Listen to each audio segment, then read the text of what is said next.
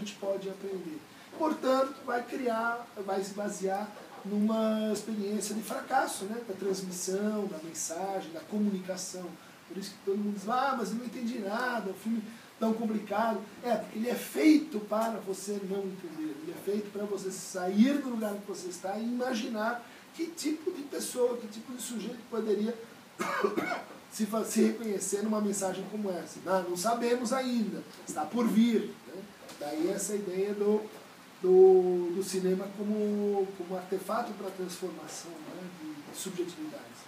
Essa é a maneira que a gente tenta pensar assim, o cinema e a psicanálise a partir dessa ideia, né, de construir uma homologia entre os procedimentos transformativos dentro do tratamento e a linguagem, né, e o projeto estético vamos dizer assim, as oposições formais que o cinema e outras artes também, mas principalmente o cinema, oferecem para a gente. Né? Essa me parece, depois da grande analogia para o sonho, depois do grande recurso ideológico, crítica ideológica que a psicanálise forneceu para o cinema, depois dos modelos hermenêuticos, né, de interpretação de filmes. Eu acho que a gente já tem uma história, né, que permite pensar uma homologia, né, de como o tratamento psicanalítico é uma experiência transformativa que usa elementos de linguagem, cursos de linguagem semelhantes ao que o cinema, ou que pelo menos certo tipo de cinema propõe para a gente. Né? No fundo, nós também estamos às voltas com uma comunidade por vir, mas um sujeito por vir. Queremos inventar, queremos que o sujeito tire das suas próprias falas, das suas próprias enunciações, consequências que ele mesmo não está nem vendo, nem imaginando, nem objetivando diante de si. Bom,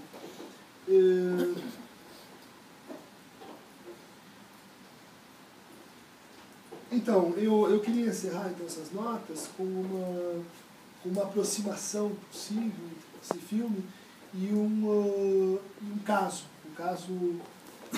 não um caso clínico, mas um caso das artes visuais, né, que me parece, inclusive, meio contemporâneo de quando Godard faz esse filme, e que talvez traga o mesmo tipo de sabor, de mal-estar, que aqueles que fazem a arte experimentando, né, no nosso momento. É o caso de um fotógrafo sul-africano chamado Kevin Carter. E ele é um fotógrafo que se forma durante o período do apartheid. Então, ele se forma contra, né, uma transformação assim, social, e começa a criticar, né, que imagem, que olhar, que tipo de visibilidade, né, os fotógrafos brancos, né, todos eles brancos, faziam da África do Sul um país essencialmente negro. E isso produz uma divisão muito produtiva para ele, né?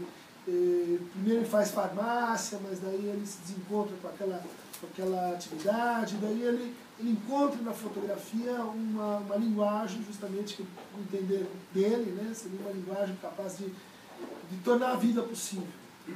Essa ideia aí da vida e da morte, pensável e impensável. E daí ele começa a tirar fotos, começa a ficar bom, o grupo dele se destaca como um grupo crítico, né? A gente começa a pensar essa coisa do olhar branco, né? Da supremacia do olhar branco, e eles começam a andar pela África e tirar fotos e ganhar prêmios, né? Até um dia em que ele vai para o Sudão, né? Cobrir uma fome, uma epidemia de fome, e ele desembarca no Feed Center, né, o centro de alimentação, e ele começa a andar ali em volta e ele vê uma criança, né, cabeça para baixo assim, e um abutre.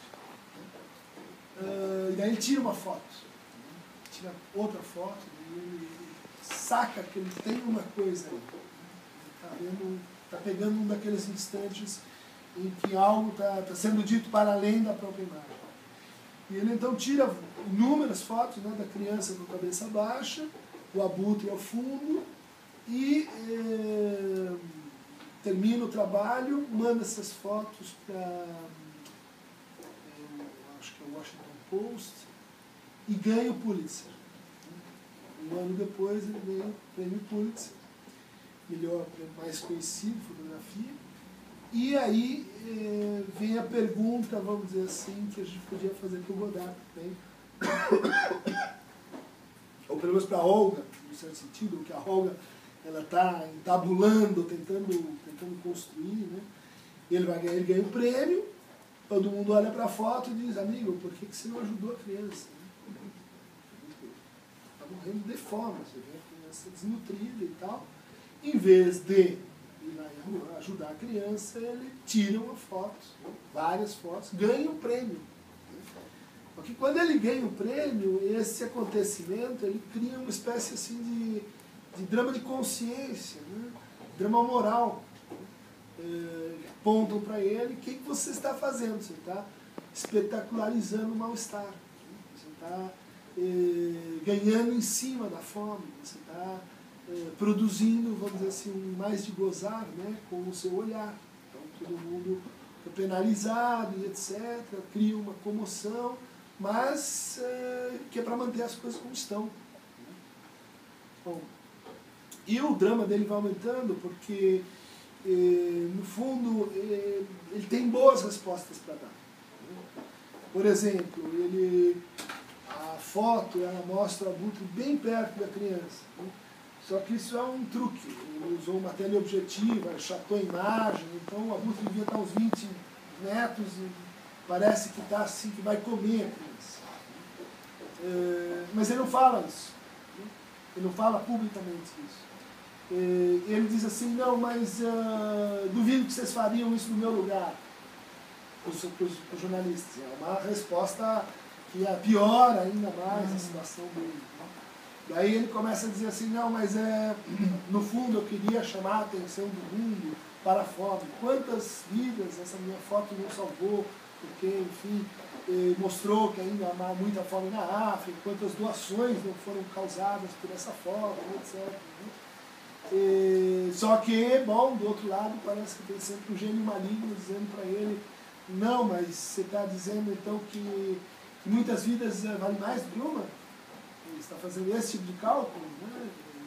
Se deu resultado, né? Então, em nome desse resultado, uma criança deve não vale nada. Essa única questão filosófica relevante a qual ele vai sendo levado, né? E no fundo ele vai sendo levado porque aparentemente essa interpelação encolhe esse sujeito na sua fantasia, né? Parece o caso do Homem dos Lobos, né? Que ele começa a olhar um lobo branco, mas é um lobo branco que está olhando para ele e ele se transforma naquele olhar, né? Fica preso naquela fantasia e mesmo dando respostas, vamos dizer assim, que tiram ele, que cognitivamente tiram ele daquela situação, ele vai sendo devorado por esse fantasma. Né? Por exemplo, o fato de que isso os amigos dele dizem, né?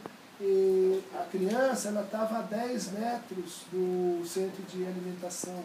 Então, tipo, um monte de gente andando, então, um monte de gente vendo aquilo, um monte de gente. Ela estava com uma pulseira da ONU, já tinha sido cadastrada, já estava sendo, vamos dizer assim, cuidada por alguém. Né? Mas isso não é suficiente. Né? Ou seja, algo nele, né? Assim como na Olga, algo vai mostrando que as respostas, os discursos universitários, o discurso do mestre, né? Eles são insuficientes para dar conta desse mal-estar. Então, 2 meses depois de ganhar o prêmio Pulitzer, ele se mata. Bom, como Olga, né? Estou trazendo esse caso como uma espécie de versão, né, do filme de Godard. A gente conversar.